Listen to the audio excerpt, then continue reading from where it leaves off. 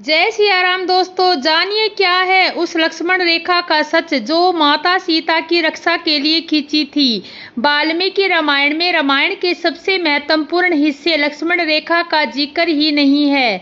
हम सभी जानते हैं कि रावण द्वारा सीता का हरण होने से पहले लक्ष्मण उस कुटिया में एक लाइन खींच कर गए थे ताकि इसके अंदर कोई घुस नहीं सके, ये रेखा सीता की रक्षा कर सके। हम सभी को मालूम है कि रावण द्वारा सीता का हरण करने से पहले लक्ष्मण जब हिरण का शिकार गए थे, श्री राम को खोजने गए तो कुटिया के बाहर एक ऐसी रेखा खींच गए जो सीता की रक्षा कर सके। इसे लक्ष्मण रेखा के नाम से जाना जाता है, लेकिन वाल्मीकि रामायण में ऐसी किसी रेखा का जिक्र ही नहीं हुआ। वाल्मीकि रामायण में सबसे पौराणिक और आश्चर्यजनक रामायण का माना जाता है। इसके बाद लक्ष्मीदास तुलसीदास की रामचरितमानस का जिक्र आता है। पूरे रामायण की कहानी में सबसे पेचीदा प्रकरण लक्ष्मण रेखा है, जिसे लेकर अक्सर बहस और चर्चा होती है। सवाल भी किया जाता है कि क्या ऐसी कोई वास्तविक रेखा थी भी जो आइए अब हम आपको उस कहानी के बारे में बताते हैं जो लक्ष्मण रेखा के रूप में प्रचलित है। एक सुनहरा हिरण कुटिया के सामने आता है। सीता उसे देखती है, श्री राम को उसको पकड़ कर लाने के लिए कहती है। सीता के ज्यादा जोर देने पर राम उसके शिकार के लिए निकलते हैं। दरअसल मारीच नाम का राक्षस हिरण का रूप धरकर आता है। जब राम उसका शिकार कर लेते हैं तो मरते समय मारीच राम की आवाज में लक्ष्मण और सीता का नाम लेकर रुदन करता है। यह सुनकर सीता लक्ष्मण को भाई की मदद के लिए जाने को कहती है। शुरू में लक्ष्मण नहीं जाना चाहते, लेकिन जब जाते हैं तो कुटिया के बाहर एक रेखा खींचकर जाते हैं। ये एक ऐसी रेखा थी जो ऐसी ताकत से लैस थी कि जो भी इसे पार करता वो जलकर भस्म हो जाता। वाल्मीकि रामायण तो बिल्कुल ही इसके बारे में कुछ नहीं कहती। रामचरितमानस में भी इसका सीधा जिक्र नहीं है, बल्कि रामचरितमानस के लंका कांड में इसका उल्लेख रावण की पत्नी मंदोदरी द्वारा किया गया है। वाल्मीकि रामायण का आरण्य कांड के पंचवारिश्रम सर्ग में इस घटना का विस्तार से वर्णन किया गया है। इसमें कहा गया है कि सीता के नाराज होने पर जब लक्ष्मण बड़े भाई की तलाश में निकल गए। वाल्मीकि रामायण कहीं नहीं लिखती कि लक्ष्मण के जाते हुए कोई रक्षा रेखा खींची थी। अब कुटिया में सीता को अकेले पाकर रावण सन्यासी का भेष बनाकर वहां पहुंच गया। वाल्मीकि रामायण आगे लिखती है कि सीता ने सन्यासी के रूप में आए रावण को बैठने के लिए आसन दिया, फिर पैर धोने का जल दिया, फिर फल आदि। जब सीता सन्यासी से परिचय पूछती है तो वह कहता है, हे सीते, जिसके डर से देवताओं, असुरों और मनुष्यों सहित तीनों लोग थर-थर कांपते हैं, मैं वही राक्षसों का राजा रावण हूँ। वाल्मीकि रामायण श्लोकों के जरिए कहती है। तब सीता अपने और पति के बारे में बताती है। फिर सीता का रावण के वाद विवाद होता है और रावण के लिए अपमानजनक शब्दों का इस्तेमाल करती है। खुद के लिए अपमानजनक शब्दों का प्रयोग होते देखा रावण क्रोध में आकर अपना रौद्र रूप प्रकट करता है, फिर सीता जी का बलपूर्वक अपहरण कर लेता है। लक्ष्मण रेखा आप सभी जानते हैं, पर इसका असली नाम शायद नहीं पता होगा। लक्ष्मण रेखा का नाम सोमतिथि विद्या है। यह भारत के प्राचीन विधाओं में से जिसका अंतिम प्रयोग महाभारत युद्ध में हुआ था। चलिए जानते हैं अपने प्राचीन भारतीय विद्या को। कुछ जगह ये तर्क दिया जाता है कि वास्तव में लक्ष्मण रेखा बनाकर गए थे। ये वेदों से अभिमंत्रित रेखा थी। माना जाता है कि ये वेद मंत्र एक कोड है जो सोमना कृतिक यंत्र से जुड़ा है। पृथ्वी और बृहस्पति के मध्य कहीं अंतरिक्ष में वह केंद्र है जहाँ यंत्र को स्थित किया जाता है। वह यंत्र जल, वायु और अग्नि के परमाणुओं को अपने अंदर सोखता है। कोड को उल्टा कर देने से एक खास प्रकार से अग्नि और विद्युत के परिणामों को वापस बाहर की तरफ धकेलता है। तब लेजर बीम जैसी किरणें उस रेखा से निकलने लगती है। पुराणों में ऋषि के हवाले से लिखा है कि लक्ष्मण इस विद्या के इतने जानकार हो गए कि कालांतर में ये विद्या लक्ष्मण रेखा कहलाई जाने लगी। महर्षि दधीचि, महर्षि शांडिल्य भी इस विद्या को जानते थे। अब आइए जानते हैं कि रावण ने माता सीता का हरण क्यों और किसके कहने पर किया था। सीता का हरण अपनी बहन शूर्पणखा का बदला लेने के लिए रावण ने किया था। शूर्पणखा अपने विवाह का प्रस्ताव लेकर राम के पास गई। राम के मना करने पर शूर्पणखा विवाह का प्रस्ताव लेकर लक्ष्मण के पास गई। लक्ष्मण ने भी इस प्रस्ताव से इनकार कर दिया। तब शूर्पणखा क्रोधित हो गई। बदला लेने के लिए सीता के पास पहुंची। सीता को नुकसान पहुंचाने की कोशिश की। यह जब लक्ष्मण ने देखा तब लक्ष्मण ने शूर्पणखा की नाक को काट दिया था। शूर्पणखा को यह अपमान सहन नहीं हुआ। यह बात शूर्पणखा ने अपने भाई रावण को बता दी। अपनी बहन का अपमान सुनकर रावण आग बबूला हो गया और इसी अपमान का बदला लेने के लिए रावण ने सीता का हरण कर लिया। और आगे सुनते रहें। लक्ष्मण रेखा के गूढ़ रहस्य को समझ पाएंगे, बल्कि माता सीता के जीवन की वो 3 अमूल्य शिक्षाएं भी जानेंगे जो हर युग के लिए एक दीपक है। इस कहानी में आपको मिलेगा धर्म, मर्यादा, नारी सम्मान, भाई बहन का अटूट प्रेम और ईश्वर की भक्ति का अद्भुत संगम। तो दोस्तों, अगर आप भी जानना चाहते हैं कि आखिर कौन थी लक्ष्मण रेखा, किसकी शक्ति उसमें समाहित थी और क्यों रावण जैसा महाशक्तिशाली योद्धा भी उसे पार नहीं कर पाया, तो इस कहानी को अंत तक जरूर सुनें, क्योंकि आज की कथा आपके मन को छू जाएगी, आपको भावुक कर देगी और आपके जीवन को एक नई सकारात्मक दिशा दे सकती है। तो चलिए शुरू करते हैं आज की अलौकिक, अद्भुत और रोमांचक यात्रा। कई बार हम सोचते हैं कि एक साधारण सी रेखा जिसे लक्ष्मण ने खींचा था, उसमें ऐसी कौन सी शक्ति थी कि रावण जैसे महाशक्तिशाली योद्धा भी उसके आगे नतमस्तक हो गया। क्या वह केवल मिट्टी पर खींची गई लकीर थी या उसमें कोई दैवीय ऊर्जा समाहित थी। दोस्तों, लक्ष्मण रेखा सिर्फ एक भौतिक सीमा नहीं है, बल्कि वह धर्म, मर्यादा और नारी की पतिव्रता की दिव्य दीवार थी। यह रेखा न केवल माता सीता की सुरक्षा के लिए थी, बल्कि हर उस नारी के आत्म सम्मान की रक्षा का प्रतीक थी जो अपने धर्म और मर्यादा के लिए खड़ी होती है। लक्ष्मण, जो श्री राम के प्रति अपनी निष्ठा और भक्ति के लिए जाने जाते हैं, उन्होंने यह रेखा खींची थी। लेकिन सवाल यह है कि क्या यह रेखा केवल उनके हाथों की बनावट थी या इसमें किसी अदृश्य शक्ति का आशीर्वाद भी था। रामायण की गहराई में जाएं और पता चलता है कि जब धर्म और मर्यादा की रक्षा के लिए कोई सीमा खींची जाती है तो उसमें समय दृष्टि की शक्ति समाहित हो जाती है। रावण, जो वेदों का ज्ञाता, शिव का भगत और ब्रह्मा के वरदान प्राप्त योद्धा था, वह भी इस रेखा को पार नहीं कर सका, क्योंकि यह रेखा धर्म और नारी सम्मान की रक्षा के लिए खींची गई थी।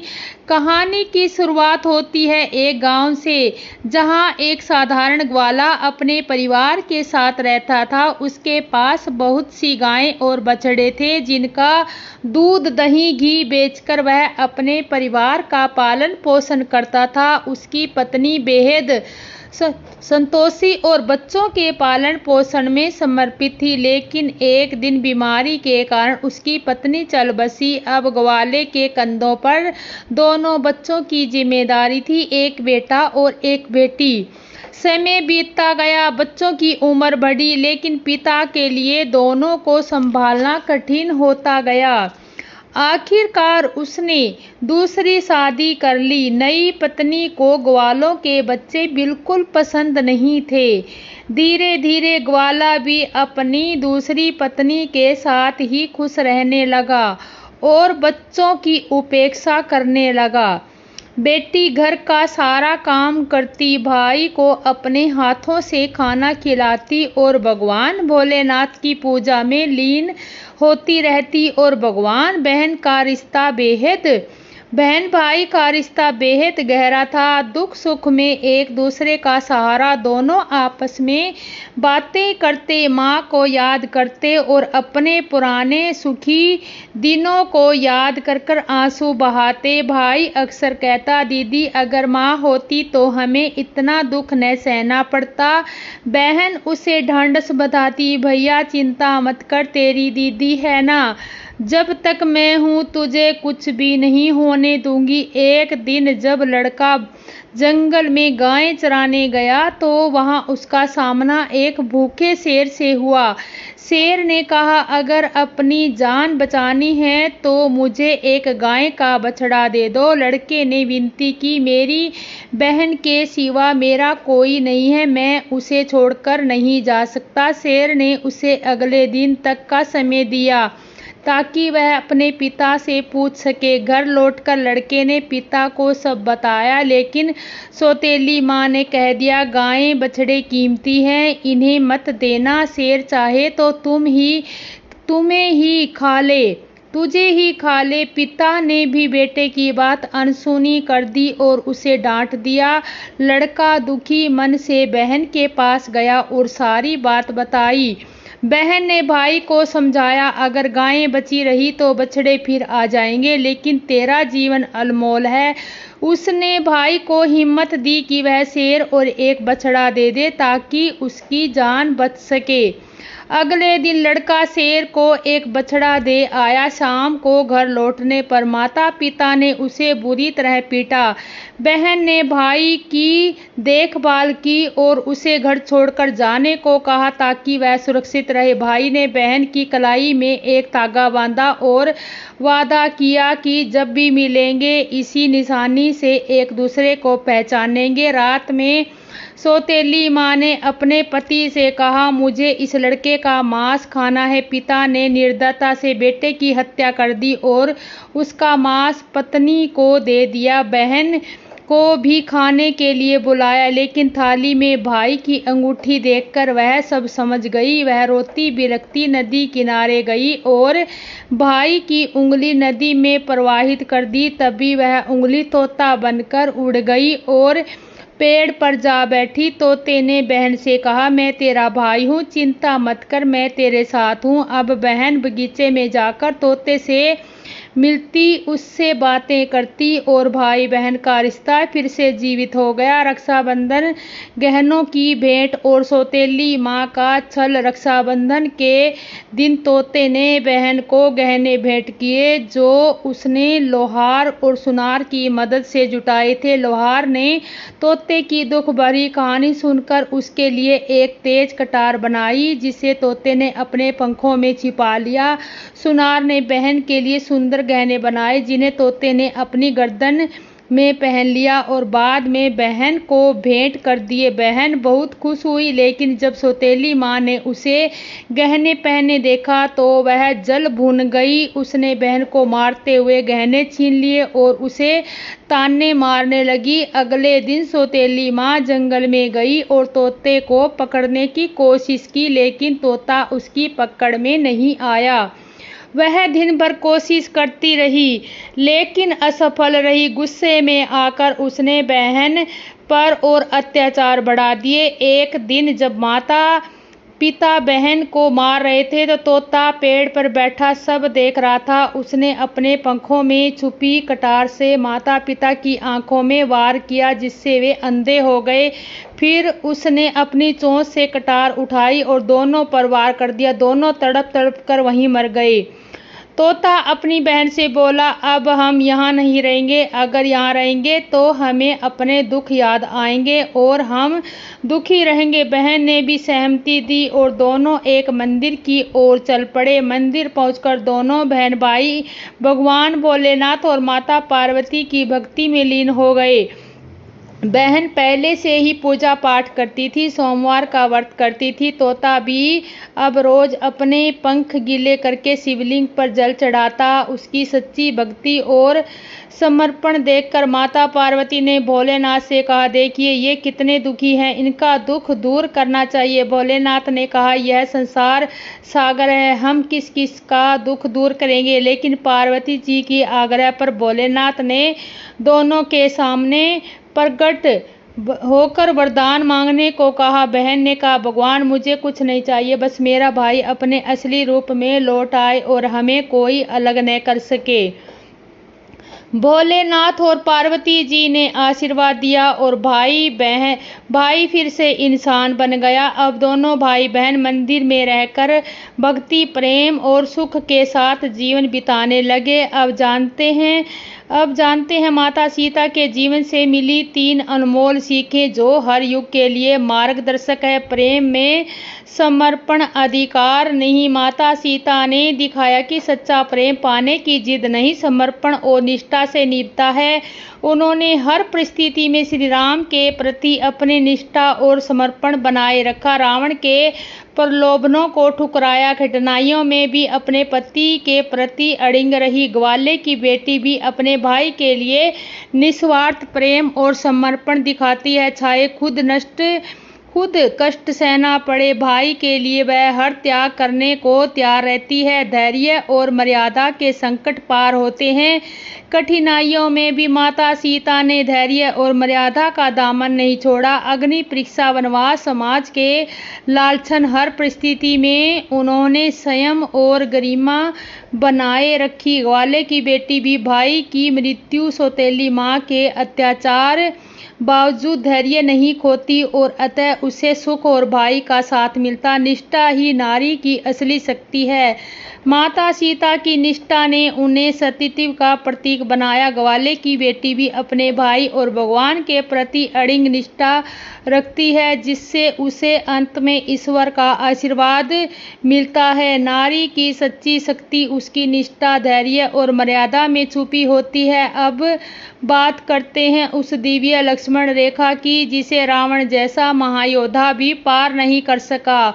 यह रेखा केवल मिट्टी की लकीर नहीं थी, बल्कि यह धर्म, नारी सम्मान और मर्यादा की वह अदृश्य दीवार थी जिसमें समस्त सृष्टि की शक्ति समाहित थी। लक्ष्मण रेखा में माता सीता की पवित्रता, श्री राम की मर्यादा और लक्ष्मण की भक्ति का अद्भुत संगम था। यह रेखा बताती है कि जब भी कोई नारी अपने धर्म, मर्यादा और आत्म सम्मान की रक्षा के लिए खड़ी होती है तो सृष्टि स्वयं उसकी रक्षा करती है। रावण के लिए यह रेखा एक चेतावनी थी कि अधर्म और अन्याय कभी धर्म की सीमा को पार नहीं कर सकते। लक्ष्मण रेखा का महत्व आज भी उतना ही है जितना त्रेता युग में था। यह हमें सिखाती है कि हर स्त्री के सम्मान, हर परिवार की मर्यादा और हर समाज की नैतिकता के लिए एक लक्ष्मण रेखा जरूरी है, जिसे कोई भी ताकत लांघ नहीं सकती।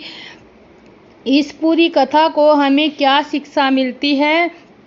क्या आपने कभी सोचा है रावण के अंत के पीछे छुपा था कौन सा ऐसा रहस्य जिसे जानकर स्वयं श्री राम भी चौंक गए थे? क्या रावण केवल एक राक्षस था या उसके भीतर छुपा था एक महान विधान, एक तपस्वी और एक अभिमानी राजा। आज हम आपको सुनाएंगे रावण वध की वह कहानी जो शायद आपने पहले कभी इस तरह नहीं सुनी होगी। नमस्कार दोस्तों, फिर एक बार स्वागत है आपके हमारे इस चैनल में। और आज हम लेकर आए हैं रामायण का वह रोमांचक अध्याय रावण वध। जो चलिए शुरू करते हैं अपनी कहानी अपने ही अंदाज में। अपना सतर से हर युद्ध के पीछे छुपा होता है एक गहरा रहस्य, और हर विजय के पीछे छुपी होती है एक अनकही पीड़ा। आज हम जानेंगे रावण वध के उस अंतिम क्षण की कहानी जहां धर्म और अधर्म की रेखाएं धुंधली हो जाती है और एक राजा के अंत के साथ एक युग का भी अंत हो जाता है। लंका नगरी की रात गहरी और भयावह थी। आकाश में बिजली चमक रही थी और समुद्र की लहरें लंका के किले को टकराकर जैसे कोई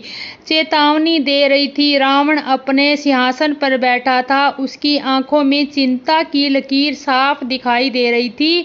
उसने अपने जीवन में कभी हार नहीं मानी थी, लेकिन आज उसके सामने खड़ा था वह योद्धा जिसकी भुजाओं में धर्म की शक्ति थी। श्री राम रावण के मन में दृढ़ चल रहा था। एक और उसका अभिमान था, दूसरी ओर उसकी बहन शूर्पणखा का अपमान, तीसरी ओर उसकी प्रजा का भय। लेकिन सबसे बड़ा द्वंद्व था सीता का हरण। क्या यह उसके जीवन की सबसे बड़ी भूल थी या यह उसकी नीति थी? रावण ने अपने पुत्र मेघनाथ, भाई कुंभकर्ण और अपने सबसे प्रिय मित्रों को युद्ध में खो दिया था, लेकिन वह अभी भी डटा था। उसके भीतर एक आग थी, अजय बनने की, अमर होने की। उधर राम की सेना विजय के करीब थी। वानर सेना के नायक हनुमान, अंगद, जामवंत और सुग्रीव ने लंका की दीवारें हिला दी थी। लक्ष्मण, जिन्होंने मेघनाथ का वध किया था, अब राम के साथ अंतिम युद्ध की तैयारी कर रहे थे। रावण ने अपने दरबार में अंतिम बार सभा बुलाई। उसने अपने मंत्रियों से कहा, आज या तो मैं विजय पाऊंगा या मेरी लंका राख हो जाएगी, लेकिन मैं झुकूंगा नहीं। रावण के दरबार में सन्नाटा छा गया। सभी जानते थे कि यह युद्ध अब निर्णायक मोड़ पर पहुंच चुका है। रावण ने अपने सबसे प्रिय अस्त्रों को मंगवाया और अपने रथ को सजवाया। उसकी आंखों में एक अलग ही चमक थी, जैसे वह जानता था कि यह उसकी अंतिम रात है। उधर विभीषण, जो पहले ही राम की शरण में आ चुके थे, राम के पास पहुंचे। उन्होंने राम से कहा, प्रभु, रावण अत्यंत शक्तिशाली है। उसके पास ब्रह्मास्त्र, शिवास्त्र जैसे दिव्य अस्त्र है। उसके 10 सिर हैं और हर सिर कटने के बाद फिर से जुड़ जाता है। राम मुस्कुराए और बोले, विभीषण, सत्य और धर्म की शक्ति सबसे बड़ी होती है। रावण का अंत निश्चित है। युद्ध का आरंभ अगली सुबह सूर्य की पहली किरण के साथ ही रणभूमि में नगाड़े बजने लगे। राम और रावण आमने सामने थे। रावण के पास शिवजी से प्राप्त शक्तियां थी, लेकिन राम के साथ धर्म और सत्य की शक्ति थी। रावण ने अपने रथ पर सवार होते हुए जोरदार गर्जना की, राम, आज तेरा अंत निश्चित है। तूने लंका की शांति भंग की, आज तुझे इसका दंड मिलेगा। राम ने धनुष उठाया और बोले, रावण, तूने सीता का हरण अधर्म किया है, आज तुझे अपने पापों का फल मिलेगा। युद्ध का बिगुल बज चुका था और दोनों सेनाएं आमने सामने थी। रावण सेना के वीर हनुमान, अंगद, नील, नल, जामवन, सुग्रीव सब अपनी अपनी टुकड़ियों के साथ युद्ध भूमि में कूद पड़े। रावण की सेना में विभीषण गर्जना हुई। असुरों ने अपने अस्त्र शस्त्र संभाले। पहला प्रहार रावण ने सबसे पहले ब्रह्मास्त्र चलाया और जिससे वानर सेना में हाहाकार मच गया, लेकिन राम ने अपने दिव्य बाण से ब्रह्मास्त्र को निश्चय कर दिया। हनुमान ने अपनी गदा से असुरों को तितर बितर कर दिया। लक्ष्मण ने अपने बाणों से रावण के रावण के रथ को छिन्न भिन्न कर दिया। रावण को क्रोध आ गया। उसने अपने 10 सिरों से एक साथ 10 बाण चलाए जो सीधे राम की ओर बढ़े, लेकिन राम ने अपने धनुष से एक ही बार में उन सभी बाणों को काट दिया। युद्ध का दृश्य अत्यंत भयानक था। आकाश में बाणों की वर्षा हो रही थी, धरती पर रक्त की नदियां बह रही थी। दोनों ओर से वीर गति को प्राप्त होने वालों की संख्या बढ़ती जा रही थी। रावण ने अपनी मायावी शक्तियों का प्रयोग किया। उसने एक ऐसा जाल रचा जिसमें राम और उनकी सेना फंस गए। चारों ओर अंधकार छा गया, किसी को कुछ दिखाई नहीं दे रहा था। तभी हनुमान ने अपनी शक्ति से उस मायाजाल को तोड़ दिया। राम ने अपने भव्य बाण से प्रकाश फैलाया और सेना को मार्ग दिखाया। रावण ने फिर एक नया अस्त्र चलाया जिससे वानर सेना मूर्छित होने लगी, लेकिन जामवान ने संजीवनी बूटी का समर्पण किया और हनुमान तुरंत पर्वत लेकर आए जिससे सभी घायल वानर फिर से स्वस्थ हो गए। अब युद्ध अपने चरम पर पहुंच चुका था। रावण की सेना में भय और भ्रम व्यापक था, जबकि राम की सेना में जोश और विजय की लहर थी। रावण के पास अब भी कई मायावी अस्त्र थे, लेकिन राम की नीति, धैर्य और उनके साथियों का साहस हर बार भारी पड़ता जा रहा था। रावण ने अपने सबसे शक्तिशाली योद्धाओं को बुलाया। अतिकाय, महोदर, महापारव और सिरसिरा ये सभी असुर रणभूमि में कूद पड़े। अतिकाय ने अपने विशालकाय शरीर से वानर सेना को कुचलना शुरू कर दिया। उसकी गर्जना ने धरती कांप उठी। हनुमान ने अतिकाय का सामना किया। दोनों के बीच भयंकर युद्ध हुआ। अतिकाय ने अपनी गदा से हनुमान पर प्रहार किया, लेकिन हनुमान ने छलांग लगाकर वार को बचा लिया और अपनी गदा से अतिकाय और धराशायी कर दिया। महोदर और महापारव ने मिलकर अंगद पर हमला किया, लेकिन अंगद ने अपनी वीरता से दोनों और परास्त कर दिया। सिरसिरा से जामवंत ने युद्ध किया, लेकिन जामवंत की बुद्धि और अनुभव के आगे वह टिक नहीं सका। रावण ने देखा कि उसके योद्धा एक एक करके गिरते जा रहे हैं। उसने अपने मंत्रों से एक नया मायाजाल रचा जिससे राम की सेना भयभीत हो गई। चारों ओर धुंध और अंधकार छा गया। वानर सेना को अपने साथियों की आवाजें सुनाई देना बंद हो गई, लेकिन राम ने अपने दिव्य बाण से उस मायाजाल को भेद दिया। प्रकाश फैल गया और सेना को फिर से दिशा मिल गई। रावण के मन में अब अपने भाई कुंभकर्ण की याद आई। हे देवताओं, देखो, रावण अब भी अकेला नहीं है। मेरे भीतर कुंभकर्ण की शक्ति है, मेघनाथ का साहस है। मैं अंतिम सांस तक लड़ूंगा। राम और रावण का आमना सामना। अब युद्ध का केंद्र बिंदु राम और रावण के बीच आ गया था। दोनों योद्धा आमने सामने खड़े थे। रावण ने अपने 10 सिरों से एक साथ 10 बाण चलाए। राम ने अपने धनुष से उन सभी बाणों को काट दिया। रावण ने एक के बाद एक दिव्य अस्त्र चलाए, अग्नि अस्त्र, नागपाल अस्त्र, वज्रास्त्र, लेकिन राम ने हर बार अपने बाणों से उनका सामना किया। युद्ध की गूंज से आकाश कांप रहा था। धरती पर रक्त की धाराएं बह रही थी। राम के चेहरे पर शांति और धैर्य था, जबकि रावण के चेहरे पर क्रोध और अहंकार। रावण ने एक मायावी शक्ति का प्रयोग किया। उसने अपने रूप को इतना विशाल बना लिया कि उसकी छाया से सूर्य भी ढक गया। राम ने अपने दिव्य बाण से उस माया का भेदन किया और रावण फिर से अपने असली रूप में आ गया। युद्ध के दौरान विभीषण राम के पास गए और बोले, प्रभु, रावण की अमरता का रहस्य उसकी नाभि में छुपा है। जब तक उसकी नाभि पर प्रहार नहीं होगा, उसका अंत नहीं हो सकता। उसके सिर कटने के बाद फिर से जुड़ जाते हैं, लेकिन उसकी नाभि उसकी सबसे बड़ी कमजोरी है। राम ने विभीषण की बात ध्यान से सुनी और अपने मन में योजना बनाई। रावण ने अंतिम बार अपने सभी अस्त्रों का प्रयोग किया। उसने ब्रह्मास्त्र चलाया जिससे रणभूमि में हाहाकार मच गया, लेकिन राम ने अपने दिव्य बाण से ब्रह्मास्त्र को निष्क्रिय कर दिया और रावण ने सोचा, अब या तो मैं जीतूंगा या मेरी लंका राख हो जाएगी। रावण ने राम पर एक के बाद एक अपने सबसे घातक बाण चलाए, लेकिन राम हर बार उन बाणों को काटते रहे। राम ने अपने धनुष पर एक दिव्य बाण चढ़ाया और भगवान शिव का स्मरण किया। राम ने वह बाण रावण की नाभि की ओर चलाया। बाण सीधा जाकर रावण की नाभि में लगा। रावण ने 10 सिर एक साथ चीख उठे।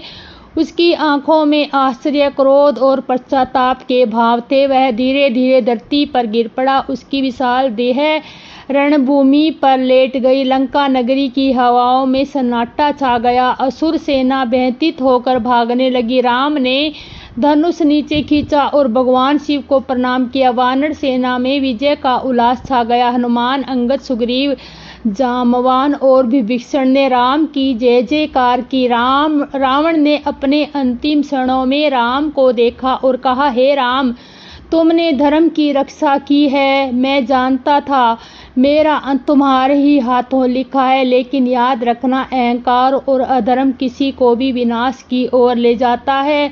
राम ने लक्ष्मण से कहा, जाओ रावण के अंतिम शिक्षा ले लो, वह महान विद्वान है। लक्ष्मण ने रावण के पास जाकर ज्ञान की बातें सुनी। रावण ने कहा, समय का सम्मान करो, अपने शत्रु को कभी कम मत समझो और जीवन में कभी भी धर्म का मार्ग मत छोड़ो। रावण के पतन के साथ ही लंका नगरी में शोक की लहर दौड़ गई। महलों में मातम छा गया। रानियां विलाप करने लगी और प्रजा स्तब्ध रह गई। लंका का वह राजा जिसकी वीरता, विद्वता और शक्ति की कहानियां दूर दूर तक फैली थी, अब रणभूमि में निष्कंप पड़ा था। विभीषण, जो रावण के छोटे भाई थे और राम की शरण में आ चुके थे, उनके मन में भी मिश्रित भावनाएं थी। एक और भाई के वध का दुख, दूसरी ओर धर्म की विजय की संतुष्टि। राम ने रावण के शव के पास जाकर सिर झुकाया। उन्होंने कहा, रावण केवल राक्षस नहीं था, वह महान विद्वान, शिव भक्त और एक सक्षम शासक भी था। उसका पतन उसके अहंकार और अधर्म के कारण हुआ, लेकिन उसके गुणों को भी याद करना चाहिए। राम ने विभीषण से कहा, अब लंका की प्रजा को नया राजा चाहिए। तुम धर्म न्याय के मार्ग पर चलकर लंका का शासन संभालो। विभीषण ने विनम्रता से सिर झुकाया और राम का आभार व्यक्त किया। रावण वध के बाद सबसे बड़ा प्रश्न था सीता माता की शुद्धता। राम ने सीता से कहा, माता, रावण के द्वारा हरण किए जाने के बाद तुम्हारी पवित्रता पर प्रश्न उठाए जा सकते हैं। धर्म और समाज के लिए तुम्हें अपनी शुद्धता सिद्ध करनी होगी। सीता माता ने बिना किसी संकोच के अग्नि में प्रवेश किया। अग्नि देवता स्वयं प्रकट हुए और सीता को अगस्त, पवित्र और दिव्य रूप में राम के सामने प्रस्तुत किया। राम ने सीता को स्वीकार किया और कहा, मुझे तुम पर कभी संदेह नहीं था, यह परीक्षा केवल समाज के लिए थी। राम ने विभीषण का राज्याभिषेक किया। लंका के नागरिकों ने खुशी खुशी विभीषण को अपना राजा स्वीकार किया। विभीषण ने वचन दिया कि वह हमेशा धर्म और न्याय के मार्ग पर चलेंगे। लंका में शांति और समृद्धि का नया युग शुरू हुआ। हनुमान, सुग्रीव, अंगद, जामवान और वानर सेना के सभी वीरों को राम ने गले लगाया और उनकी वीरता की सराहना की। राम ने कहा, आप कभी सभी के साहस, निष्ठा और प्रेम के बिना यह विजय संभव नहीं थी। अयोध्या वापसी की तैयारी। अब राम, लक्ष्मण, सीता और पूरी वानर सेना के साथ अयोध्या की तैयारी होने लगी। विभीषण ने भव्य विदाई की। राम ने पुष्प विमान मंगवाया जो रावण के पास था और वह विभीषण ने राम को भेंट कर दिया। पुष्प विमान में बैठकर राम, सीता, लक्ष्मण, हनुमान, सुग्रीव, अंगद, जामवान और अन्य वीर अयोध्या के लिए रवाना हुए। रास्ते में राम ने सभी को अपने अपने घर लौटने का आदेश दिया, लेकिन हनुमान ने विनती की, प्रभु, मुझे आपके साथ रहने की अनुमति दे। राम ने हनुमान को गले लगाया और कहा, तुम मेरे सबसे प्रिय भक्त हो, सदा मेरे साथ रहो। अयोध्या नगरी में राम, सीता और लक्ष्मण के लौटने की खबर फैल गई।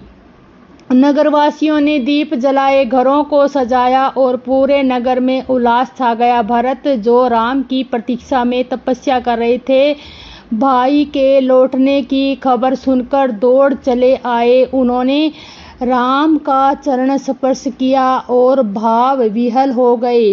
राम ने भरत को गले लगाया और कहा, तुम्हारे प्रेम, त्याग और निष्ठा के बिना यह विजय अधूरी थी। भरत ने राम को उनका राज्य लौटाया, लेकिन राम ने कहा, यह राज्य तुम्हारा भी उतना ही है जितना मेरा।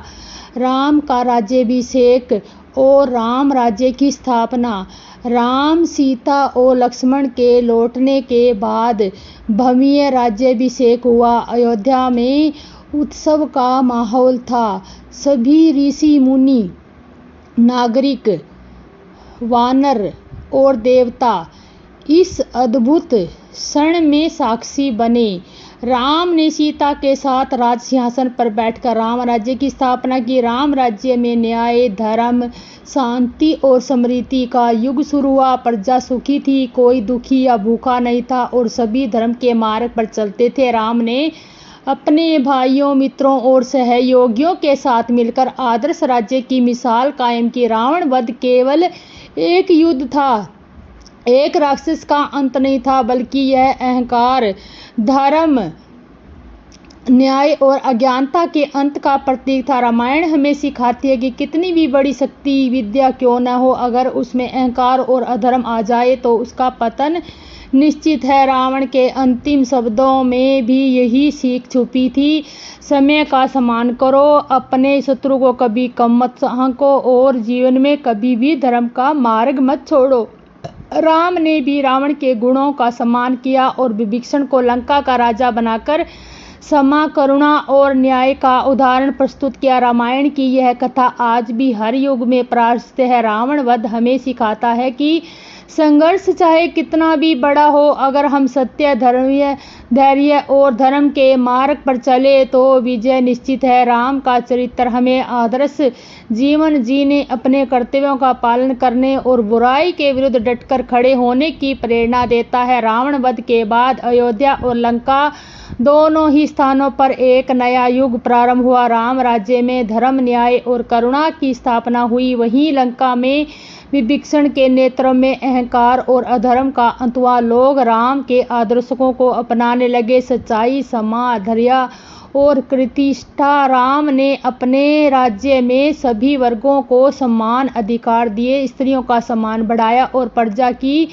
भलाई के लिए अनेक योजनाएं शुरू की। वे समय न्याय में बैठकर लोगों की समस्याएं सुनते और न्याय करते। राम का राज्य आदर्श बन गया, जहां कोई भूखा नहीं था, कोई दुखी नहीं था और कोई सभी धर्म के मार्ग पर चलते थे। इसी तरह लंका में विभीषण ने भी अपने भाई की गलतियों को सीखकर प्रजा के कल्याण के लिए शासन किया। उन्होंने असुरों और मानवों के बीच भाईचारे की भावना को बढ़ा दिया और लंका को फिर से स्वर्ण नगरी बना दिया। राम और सीता ने अपने जीवन में अनेक कठिनाइयां झेली, लेकिन उन्होंने कभी भी धर्म का मार्ग नहीं छोड़ा। सीता ने अग्नि परीक्षा देकर समाज को यह संदेश दिया कि वह स्त्री की मर्यादा और सम्मान सर्वोपरि है। राम ने भी समाज और धर्म के लिए व्यक्तिगत सुखों का त्याग किया, जिससे उनका चरित्र और भी महान बन गया। राम और सीता का जीवन आज भी हर परिवार के लिए आदर्श है। त्याग, प्रेम, विश्वास और कर्तव्य की मिसाल लक्ष्मण, भरत और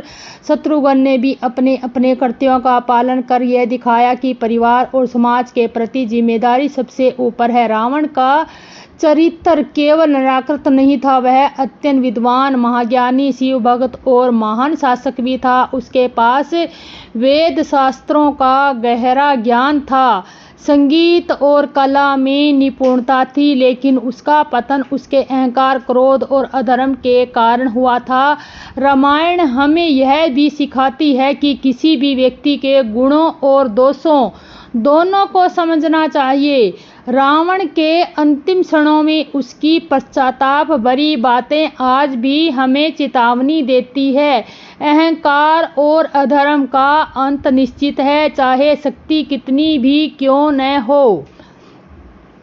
और आगे, रामायण केवल एक धार्मिक ग्रंथ नहीं बल्कि जीवन जीने की कला है। इसमें हर समस्या का समाधान, हर रिश्ते की गहराई और हर संघर्ष का उत्तर मिलता है। रावण वध का प्रसंग हमें यह सिखाता है कि बुराई चाहे कितनी भी शक्तिशाली हो, अंत में सत्य और धर्म की ही जीत होती है। राम के धैर्य, नीति, करुणा और क्षमा भाव से हम सीख सकते हैं कि जीवन में कठिनाइयां आए तो भी हमें अपने आदर्शों और मूल्यों को नहीं छोड़ना चाहिए। सीता की सहनशीलता, लक्ष्मण की सेवा भावना, हनुमान की भक्ति, ये सभी चरित्र हमारे लिए प्रेरणा के स्रोत हैं। आज के समय में भी रावण वध उतना ही प्रारंभिक है। हमारे भीतर भी कई बार अहंकार, क्रोध, लोभ और मोह जैसे रावण जैसे जन्म लेते हैं। अगर हम राम के आदर्शों को अपनाएं तो अपने भीतर के रावण का वध कर सकते हैं। समाज में फैली बुराइयां, अन्याय और अत्याचार के विरुद्ध में आवाज उठाना ही चाहिए। सच्चा रावण वध है। दोस्तों, रावण की ये कहानी आपको कैसी लगी? हमें लाइक और सब्सक्राइबर जरूर करें। जय सिया राम दोस्तों।